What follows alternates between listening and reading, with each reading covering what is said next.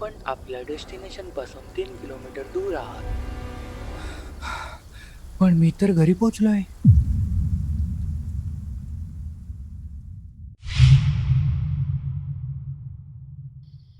19 जून 2025 रात्रीचे जवळपास 11 वाजले होते.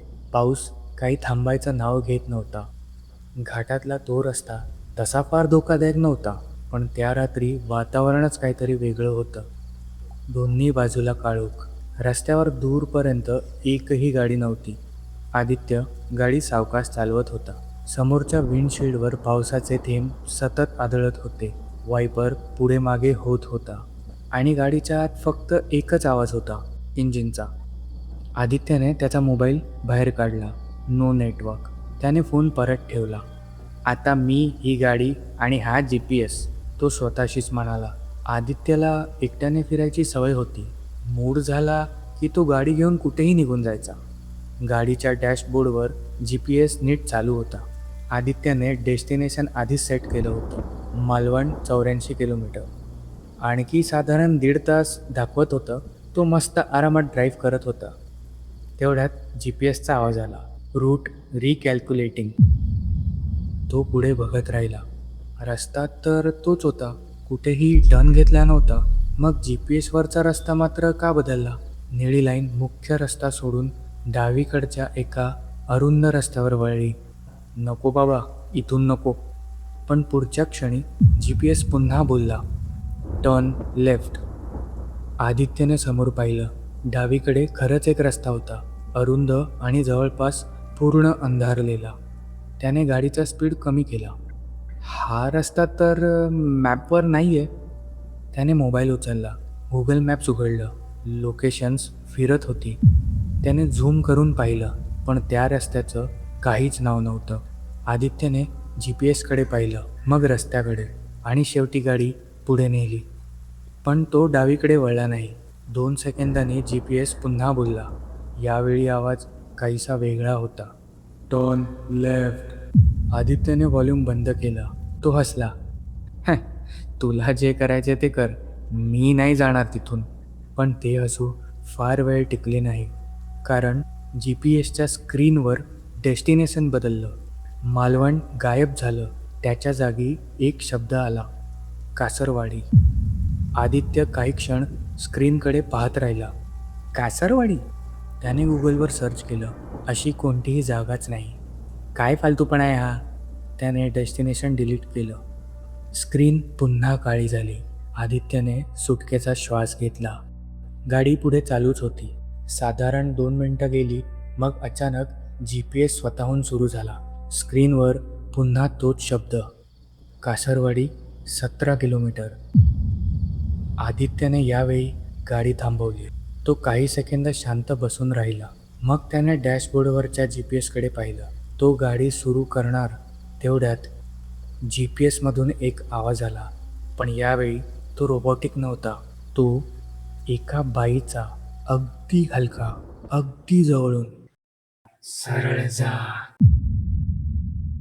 आदित्यच्या हाताची बोटं स्टेअरिंगवरच थांबली. त्याने हळूच विचारलं, काय? पुन्हा शांतता पसरली. अचानक आवाज आला, सरळ जा. आदित्यने लगेच GPS बंद केला. स्क्रीन ब्लॅक, आवाज पूर्णपणे बंद. आदित्य जोरजोरात श्वास घेऊ लागला. तो काही क्षण तिथेच बसून राहिला. मग स्वतःला समजावलं, काहीतरी ग्लिच असेल. गाडी पुढे निघाली. 5 मिनिटांनी धुकं वाढायला लागलं. इतकं की हेडलाईट्सच्या पुढे 20-25 फुटांपलीकडचं काहीच दिसत नव्हतं. रस्ता आणखी अरुंद झाला आणि मग समोर एक फलक दिसला. आदित्यने ब्रेक दाबला. गाडी थांबली. हेडलाईट्समध्ये तो फलक दिसत होता, जुना, गंजलेला, अर्धवट तुटलेला, आणि त्यावर लिहिलं होतं, कासारवाडी 2 किलोमीटर. आदित्य बराच वेळ त्या फलकाकडे पाहत राहिला. मग त्याने मोबाईल काढला. नेटवर्क अजूनही नव्हतं. त्याने गुगल मॅप्स उघडले. नकाशावर त्याची गाडी जिथे होती तिथे फक्त हिरवा भाग होता. कुठलाही रस्ता नव्हता, कुठलंच गाव नव्हतं, काहीच नव्हतं. पण समोर कासारवाडीचा फलक होता. गाडी पुढे गेली. 2 किलोमीटर चालली असेल आणि अचानक जंगल संपलं. समोर काही घरं दिसली, जुनी कौलारू, सगळी काळोखात होती. कोणत्याही घरात प्रकाश नव्हता. एकही माणूस नाही, एकही कुत्रा नाही. फक्त पाऊस आणि ओसाड पडलेलं गाव. आदित्यने गाडी हळू केली. त्याच वेळी GPS म्हणाला, "यू हॅव अराइव्ड." आदित्य हसला, पण त्या हसण्यात आत चिडचिड होती. कुठे आलोय? मग GPS मधून पुन्हा त्याच स्त्रीचा आवाज आला, यावेळी अगदी स्पष्ट, "आलास, तुझीच वाट पाहते मी." आदित्यचा चेहरा पांढरा पडला. त्याने डॅशबोर्डकडे पाहिलं. "तू कोण आहेस?" काही उत्तर नाही. त्याने गाडी बंद केली. इंजिन बंद, हेडलाईट्स बंद. आणि त्या क्षणी त्याला पहिल्यांदाच जाणवलं, गावात इतकी शांतता होती की त्याला स्वतःच्या श्वासाचा आवाजही मोठा वाटत होता. तो बाहेर उतरला. पाऊस अजूनही पडत होता. त्याने समोरच्या घराकडे पाहिलं. एक खिडकी हळूच उजळली. आदित्य तिथेच थांबला. काही सेकंदांनी त्या खिडकीमागे एक सावली हलताना दिसली. तो हळूहळू घराकडे चालू लागला. दाराजवळ पोचून त्याने दार ठोठावलं. आतून आवाज आला, "कोण?" आदित्यने सुटकेचा श्वास घेतला. "मी आदित्य. खरं तर मी रस्ता चुकलोय. प्लीज मला सांगता का इथून बाहेर कसं जायचं?" काही क्षण शांतता. मग दार उघडलं. 70च्या आसपासची एक आजी समोर उभी होती. तिने डोळे बारीक करत आदित्यकडे पाहिलं, मग त्याच्या मागे उभ्या असलेल्या गाडीकडे. आणि तिच्या चेहऱ्यावरचे एक्सप्रेशन्स अचानक बदललं. ती हळू आवाजात म्हणाली, "तू त्या गाडीतून आलास?" आदित्यने मान हलवली. आजीने काही क्षण त्याच्याकडे पाहिलं, मग अगदी शांतपणे म्हणाली, "मग आत येऊ नकोस." आदित्य गोंधळला. "का?" आजीने गाडीच्या डॅशबोर्डकडे पाहिलं.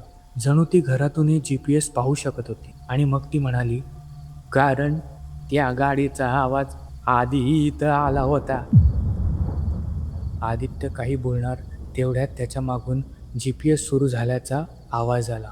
गाडी बंद होती. आदित्यने हळूच वळून पाहिलं. GPSचं स्क्रीन उजळलं होतं. आजीने दार हळूच बंद केलं. आता आदित्य बाहेर एकटाच उभा होता आणि त्याला पहिल्यांदाच जाणवलं, तो कासारवाडीत आला नव्हता.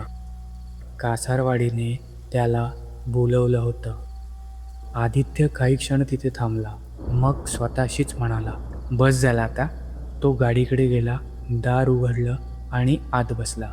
गाडी सुरू केली. आदित्यने वळून एकदा मागच्या आरशात पाहिलं. ते घर आता काळोखात होतं. खिडकीतला प्रकाशही गायब झाला होता. तो गाडी रिव्हर्स घेणार तेवढ्यात GPS पुन्हा बोलला, "टर्न अराउंड." त्याने GPSच्या स्क्रीनकडे पाहिलं. निळी लाईन ज्या रस्त्याने तो गावात आला होता ती तिथे नव्हतीच. ती गावाच्या आतल्या एका अरुंद रस्त्याकडे जात होती.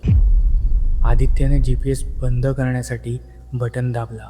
काहीच झालं नाही. पुन्हा दाबलं. काहीच नाही. मग स्क्रीनवर एक मेसेज दिसला, "destination can not be cancelled." Aditya रागात म्हणाला, "काय फालतूगिरी चालू आहे यार.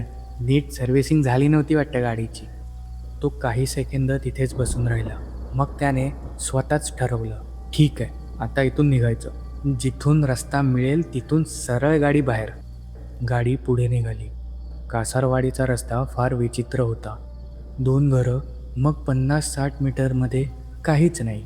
आणि नंतर पुन्हा एक घर. काही घरांच्या भिंतींवर शेवाळं लागली होती. पण सगळ्यात विचित्र गोष्ट म्हणजे गावात कुठेही विजेचे खांब नव्हते. आदित्यने गाडीचा वेग कमी केला. GPS म्हणत होता, "कंटिन्यूस स्ट्रेट." समोर 3 रस्ते आले. तो थांबला. GPSने काहीच सांगितलं नाही. आदित्यने हळूच हसत म्हटलं, "काय झालं आता? आता बोल ना कुठे जायचं आहे? मगातपासून नुसती बडबड करतोय." काही सेकंदांनी आवाज आला, "तुम्ही चुकलात." आदित्यचा चेहरा गंभीर झाला. "मग कुठे जायचं आहे सांग एकदाचं." काहीच उत्तर नाही. त्याने स्वतःहून डावीकडचा रस्ता घेतला. साधारण 200 मीटर पुढे गेल्यावर GPS पुन्हा सुरू झाला. Recalculating. निळी लाईन पुन्हा बदलली आणि पुन्हा तोच चौक. आदित्य गाडीतच बसून राहिला. हे कसं शक्य आहे? तो दुसऱ्या रस्त्याने गेला. 5 मिनिटांनी पुन्हा तोच चौक. तिसऱ्या रस्त्याने गेला, पुन्हा तोच चौक. आता मात्र आदित्यच्या अंगावर काटा आला, कारण चौकाच्या बाजूला एक छोटंसं मंदिर होतं. पहिल्यांदा तिथे आल्यावर त्याने त्या मंदिराकडे लक्ष दिलं नव्हतं, पण आता मंदिराच्या पायरीवर एक माणूस बसला होता. पांढरा शर्ट आणि काळी छत्री. तो आदित्यच्या गाडीच्या दिशेने पाहून हसत होता. आदित्यने गाडी थांबवली आणि काच खाली केली. काका, इथून मुख्य रस्ता कुठे जातो? तो माणूस काहीच बोलला नाही. माणूस फक्त त्याच्याकडे पाहत राहिला. तुला बाहेर जायचं आहे? हो. मग GPSचं का ऐकतोयस? आदित्य गप्प झाला. माणूस हसला. तो माणूस उठला, छत्री बंद केली आणि आदित्यच्या गाडीच्या अगदी जवळ आला. तुझं नाव काय? आदित्य. त्या माणसाने मान हलवली. हो, माहिती आहे. आदित्यच्या पोटात अचानक गोळा आला. काय? पण तो माणूस हसत मागे वळला आणि काहीच न बोलता मंदिराच्या अंधारात निघून गेला. आदित्य काही क्षण गाडीतच बसून राहिला. मग त्याने दार उघडलं. काका, ओ काका. कुठलंच उत्तर नाही. तो मंदिराजवळ गेला. आत कुणीच नव्हतं. फक्त एक जुनी घंटा आणि देवासमोर तेलाचा छोटासा दिवा. तो दिवा अजूनही पेटलेला होता. आदित्य परत गाडीत आला. यावेळी त्याने GPSकडे पाहिलंही नाही. त्याने स्वतःच्या फोनमध्ये ऑफलाईन मॅप उघडला. लोकेशन पिन केलं कासारवाडीच्या मध्यभागी आणि त्याने मॅप झूम आऊट केला. आसपासचा परिसर दिसला, पण कासारवाडीचं नाव कुठेच नव्हतं. जिथे तो उभा होता तिथे फक्त हिरव्या रंगाचा मोठा भाग होता. संपूर्ण फॉरेस्ट होतं. आदित्यने स्क्रीनशॉट घेतला. मग कॅमेरा सुरू करून तो स्वतःचा व्हॉइस नोट रेकॉर्ड करू लागला. रात्री 12:18. मी सध्या एका गावात अडकलोय. गावचं नाव कासारवाडी आहे, पण हे गाव कुठल्याही मॅपवर नाही. तो थांबला. दूर कुठेतरी काहीतरी आवाज आला. जणू एखाद्या घराचं दार जोरात बंद झालं. आदित्यने कॅमेरा बंद केला. गावाकडे पाहिलं. एका मागोमाग एक घरांच्या खिडक्या उजळल्या. आदित्यच्या अंगावर काटा आला. आता काही झालं तरी या गावाबाहेर पडायचंच. त्याने स्टेअरिंग पकडलं, इंजिन सुरू केलं. तो मुख्य रस्त्यासारख्या दिसणाऱ्या एका वाटेने पुढे गेला. 10 मिनिटं, 15 मिनिटं, 20 मिनिटं तो पुढे जात राहिला. गाव मागे पडलं. आता पुन्हा जंगल लागलं. आदित्यने सुटकेचा श्वास घेतला. समोर पावसातही रस्ता नीट दिसत होता. अचानक GPSवर एक मेसेज आला. आदित्यने स्क्रीनकडे पाहिलं. काय? त्याने लगेच गाडी थांबवली आणि त्या क्षणी गाडीच्या मागच्या सीटवरून एक आवाज आला, अगदी हलका, थंड. आदित्य. आदित्य. त्याच्या हातातून स्टेअरिंग सुट्टा सुट्टा राहिलं. तो हळूच मागे वळला. मागची सीट रिकामी होती. त्याने इंटिरियर लाईट सुरू केली. काहीच नव्हतं. त्याने पुन्हा पुढे पाहिलं आणि GPSवर एक नवीन रूट तयार झालेला. पण यावेळी डेस्टिनेशन कासारवाडी नव्हतं, होम दाखवत होतं. आदित्यने ते पाहिलं आणि हळूहळू त्याच्या लक्षात एक गोष्ट आली. GPSवर दाखवलेलं होम लोकेशन त्याच्या मुंबईच्या घराचं नव्हतं. तो कासारवाडीतल्या त्या जुन्या घराचा होता. आदित्यने लगेच गाडी वळवली. तो परत गावाकडे जात नव्हता, किमान त्याला तरी तसं वाटत होतं. पण काही मिनिटांनी समोर पुन्हा तोच मंदिराचा चौक आला. तेच मंदिर आणि मंदिराच्या पायरीवर तोच माणूस, पांढरा शर्ट आणि काळी छत्री. यावेळी मात्र तो जोरजोरात हसत होता. आदित्यने गाडी थांबवली नाही. तो वेगाने पुढे गेला. मंदिर मागे पडलं. पण रेअरव्ह्यू मिररमध्ये तो माणूस अजूनही दिसत होता. तो तिथेच उभा होता आणि हात हलवत होता. जणू आदित्यला निरोप देत नव्हता, तो परत बोलवत होता. रात्री जवळपास 2 वाजता आदित्य पुन्हा फिरून त्याच जुन्या घरासमोर आला. त्याने वैतागून गाडी थांबवली.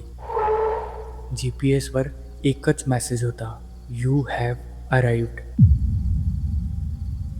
तो काही क्षण काहीच बोलला नाही. त्यासोबत काय घडतंय काहीच कळत नव्हतं. मग डॅशबोर्डकडे पाहत तो म्हणाला, तुला नक्की काय हवंय? GPS शांत.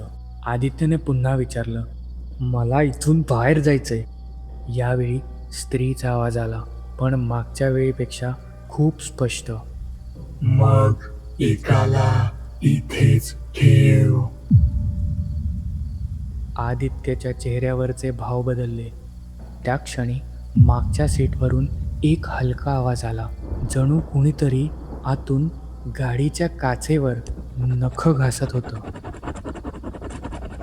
आदित्यने हळूच रेअर व्ह्यू मिररमध्ये पाहिलं आणि यावेळी मागची सीट रिकामी नव्हती. कोणीतरी तिथे बसलं होतं. चेहरा दिसत नव्हता, फक्त ओले केस आणि खिडकीवर ठेवलेला एक हात.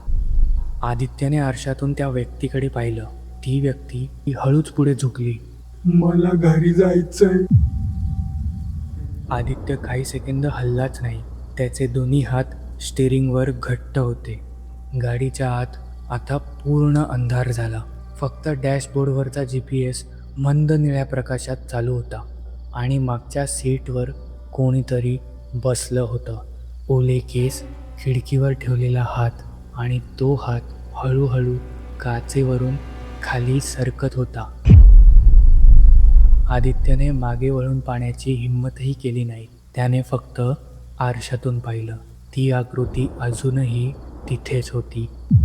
मला घरी जायचंय. मला घरी जायचंय. पुन्हा तोच आवाज आला, यावेळी थोडा स्पष्ट. आदित्यच्या घशाला कोरड पडली. तू तू तू कोण आहेस? उत्तर आलं नाही. त्याने इग्निशन बंद केलं. मागची आकृती हललीही नाही.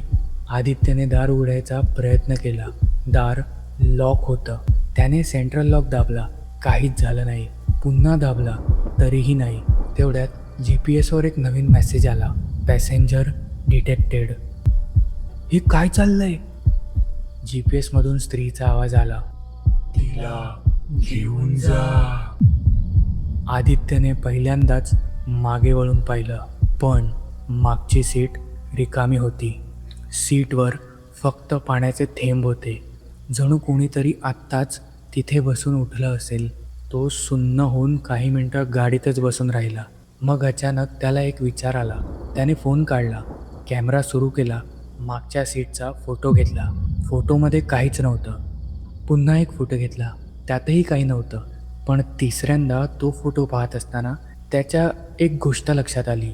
मागच्या सीटवर पाण्याचे थेंब होते, पण गाडीच्या आत पाणी आलेलंच नव्हतं. दार बंद, खिडक्या बंद. मग हे पाणी आलंच कुठून? त्याने हात पुढे केला, सीटला स्पर्श केला.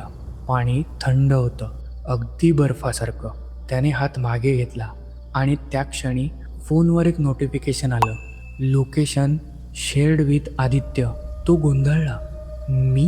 मी कोणाशी लोकेशन शेअर केलं? त्याने नोटिफिकेशन उघडलं. तिथे एक ईमेल ॲड्रेस दिसत होता. त्याचं नाव नव्हतं, फक्त कासारवाडी 1999@email. आदित्य काही क्षण स्क्रीनकडे पाहत राहिला. मग त्याने इंटरनेट बंद केलं, फोन एरोप्लेन मोडवर टाकला आणि नोटिफिकेशन गायब झालं. पण त्याच्या डोक्यातला तो प्रश्न तसाच राहिला. पहाटे 4:30च्या सुमारास पाऊस थोडा कमी झाला. आदित्यने ठरवलं, उजाडताच इथून निघायचं. तो गाडीतच बसून राहिला आणि डोळे मिटले. कदाचित 15-20 मिनटं झोप लागली असावी आणि अचानक काचेवर आवाज आला. आदित्य दचकून जागा झाला. बाहेर पहाटेचा फिकट उजेड होता आणि गाडीच्या बाजूला एक मुलगा उभा होता. वय साधारण 10-12 वर्ष. अंगावर फाटकं पांढरं शर्ट आणि हातात काहीतरी होतं. तो गाडीच्या काचेतून आदित्यकडे पाहत होता. आदित्यने काच खाली केली. काय झालं? मुलगा काही बोलला नाही. त्याने त्याच्या हातातली ती वस्तू पुढे केली. एक जुनी कार की. आदित्यने भुवया उंचावल्या. ही कुठे मिळाली? मुलगा शांत होता. तुझी आहे का? मुलाने मान हलवली. मग तुला कुठे सापडली? मुलाने गावच्या दिशेला बोट दाखवले आणि पहिल्यांदाच म्हणाला, तिथे. कुठे? मुलाने पुन्हा तिकडेच बोट दाखवले आणि मग म्हणाला, जिथे बाकीच्या गाड्या आहेत. आदित्यच्या पोटात गोळा आला. आता तो मुलगा पुढे चालू लागला. आदित्यने त्या मुलाचा पाठलाग करण्याचा निर्णय घेतला. गावच्या मागे एक अरुंद वाट होती. ती झाडीत शिरत होती. मुलगा त्या दिशेने चालू लागला. आदित्यही त्याच्या मागे चालत होता. साधारण 5 मिनिटांनी ते एका मोकळ्या जागी आले आणि तिथे 4 गाड्या उभ्या होत्या. सगळ्या जुन्या. एक जीप, एक पांढरी छोटी कार, एक काळी सडान आणि एक रेंटल कार. आदित्य थिजून उभा राहिला, कारण 4थ्या गाडीचं मॉडेल त्याच्या गाडीसारखंच होतं. त्याने जवळ जाऊन नंबर प्लेट पाहिली. नंबर वेगळा होता, पण विंडशिल्डवर एक छोटासा स्टिकर होता. तो स्टिकर सेम तसाच होता जसा त्याच्या रेंटल कारवर होता. मुलगा मागून म्हणाला, या सगळ्या गाड्या इथेच आल्या. अरे मग या गाडीतली लोक कुठे आहेत? मुलाने आदित्यकडे पाहिलं आणि म्हणाला, काही परत गेले. आदित्यच्या चेहऱ्यावर आश्चर्य आलं. मग? मुलगा हळू आवाजात म्हणाला, त्यांना वाटलं ते परत गेले. आदित्यने त्याचं वाक्य ऐकत ऐकत त्या जुन्या गाडींपैकी एका गाडीचा दरवाजा उघडला. आत धूळ आणि जुनं डॅशबोर्ड होतं आणि सेंटर कन्सोलमध्ये एक छोटासा कॅसेट रेकॉर्डर होता. त्याने तो बाहेर काढला. अचानक तो रेकॉर्डर सुरू झाला. काही सेकंद फक्त शांतता. मग एका पुरुषाचा घाबरलेला आवाज ऐकू आला. आदित्य लक्ष देऊन तो ऐकू लागला. माझं नाव समीर आहे. जर कुणाला हा रेकॉर्डर सापडला तर GPS बंद नका करू, कारण तो बंद केला तर तर तो दुसऱ्या तर तो तो शेवटच्या स्टॅटिकमध्ये एक आवाज स्पष्ट ऐकू आला, आदित्य. आणि रेकॉर्डर अचानक बंद झाला. मुलगा मात्र शांतपणे बाजूला उभा होता. आदित्यने त्याच्याकडे पाहिलं. तुला माझं नाव कसं माहिती? मुलगा म्हणाला, तुझ्या आधी जे आले त्यांचंही माहिती होतं. आदित्यने मुलाचा हात पकडला. ए, तू कोण आहेस? मुलगा काही क्षण त्याच्याकडे पाहत राहिला आणि मग म्हणाला, मी इथलाच आहे. तुझं नाव? मुलाने काहीच उत्तर दिलं नाही. तुझं घर कुठे आहे? त्याने गावाकडे बोट दाखवलं. आई वडील? मुलगा काहीच बोलला नाही. आदित्यने पुन्हा विचारलं, तू किती वर्षांपासून इथे आहेस?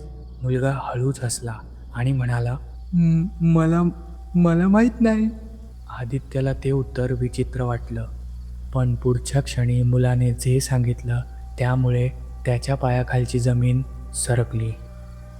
माझी गाडी 1997 आली होती. आदित्य त्याच्याकडे पाहतच राहिला. काय? मुलगा पुन्हा म्हणाला, तुझी गाडी आज आली ना? मुलाने मान हलवली. गाडी वेगळी, रस्ता तोच. आदित्यच्या अंगावर काटा आला. ते ऐकताच आदित्य तिथून धावत गाडीकडे परत आला. त्याने फोन काढला. रेंटल कंपनीला कॉल केला. पहिला कॉल नो नेटवर्क, दुसराही नो नेटवर्क. तिसऱ्या वेळेस अचानक कॉल लागला. समोरून रिसेप्शनचा आवाज आला. Hello sir. आदित्यचा आवाज थरथरत होता. माझी गाडी. हो सर, सांगा. तुम्ही मला कोणती गाडी दिली?